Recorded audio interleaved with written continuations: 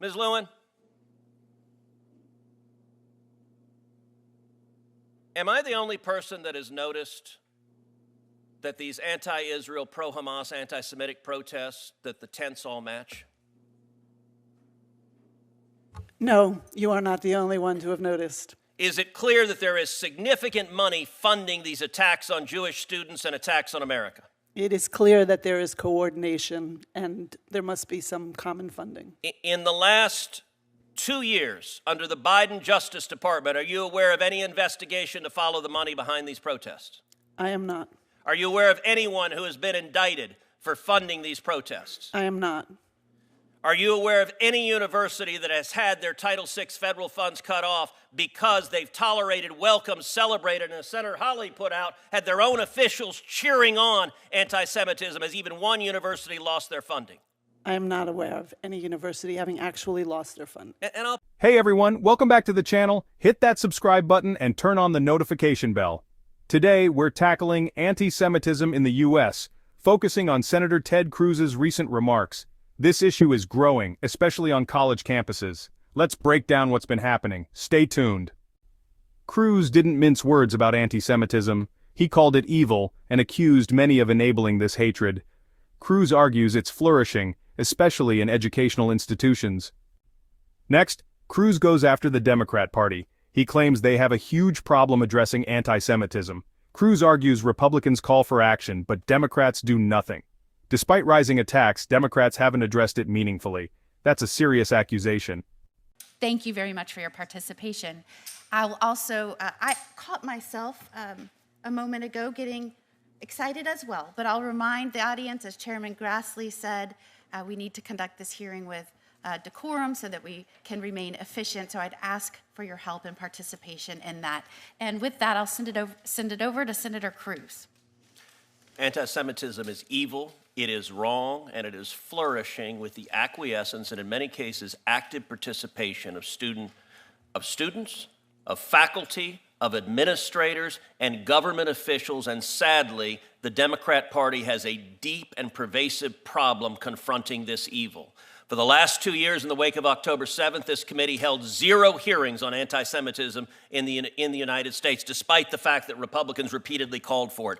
The acts of violence prior to October 7th, 3,669 anti-Semitic incidents occurred in the United States. Following October 7th, in less than 3 months, that number spiked to over 5,000. In 2024, that number skyrocketed to 10,005 anti-Semitic incidents.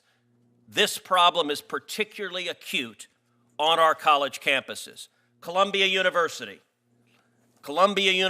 was a major epicenter where they encouraged, tolerated, and celebrated this vicious and vile anti-Semitism. I got it. We're good. Rabbi Eli Buehler emailed every Jewish student on campus and said, quote, "The events of the last few days have made it clear that Columbia University's public safety cannot guarantee Jewish students' safety in the face of extreme anti-Semitism and anarchy. I would strongly recommend you return home." This is the rabbi at the university saying your school will not protect your safety. And Columbia didn't do a damn thing about it. And I'll tell you what, the rabbi wasn't crazy. Here is one picture taken on the campus of Columbia. In the back are Jewish students waving American flags and Israeli flags. In the front is a Columbia student wearing a mask because these cowards are oh so brave they cover their faces, holding a handwritten sign that says Al-Qassam's next targets. Al-Qassam is the military branch of Hamas. Understand what this student is saying. She is calling for the murder of her Jewish classmates. And by the way, this student, the internet being what it is, she's been identified now on the internet. This is not a Palestinian who's subject to oppression. This is a rich blonde girl from Atlanta whose parents are multimillionaire real estate developers, and they got so proud, I'm sending my child to an Ivy League education where she'll be indoctrinated to dress up and advocate Hamas murdering Jewish students because they are Jews. Now, if you agree that is evil and vile, let me ask you something. Where are the Democrats? Not a one is here. And it's because the Democrat Party has decided the pro-Hamas wing of the party is more important than protecting Jewish students in America. And if you don't believe me, maybe you'll believe Chuck Schumer. No, that's the wrong one. No, it's not. Chuck Schumer, texting with Colombia, said the following. On January 4th, then President of Colombia, Shafik, explained to Shipman and her fellow co-chair David Greenwald that she had met with Senate Majority Leader Chuck Schumer, who advised Shafik that universities' political problems about anti-Semitism are really only among Republicans. We, the Democrats, we don't care about this anti-Semitism stuff. Ms. Lewin, am I the only person that has noticed that these anti-Israel, pro-Hamas, anti-Semitic protests, that the tents all match? No, you are not the only one to have noticed. Is it clear that there is significant money funding these attacks on Jewish students and attacks on America? It is clear that there is coordination and there must be some common funding. In the last 2 years, under the Biden Justice Department, are you aware of any investigation to follow the money behind these protests? I am not. Are you aware of anyone who has been indicted for funding these protests? I am not. Are you aware of any university that has had their Title VI federal funds cut off because they've tolerated, welcomed, celebrated, and as Senator Hawley put out, had their own officials cheering on anti-Semitism, as even one university lost their funding?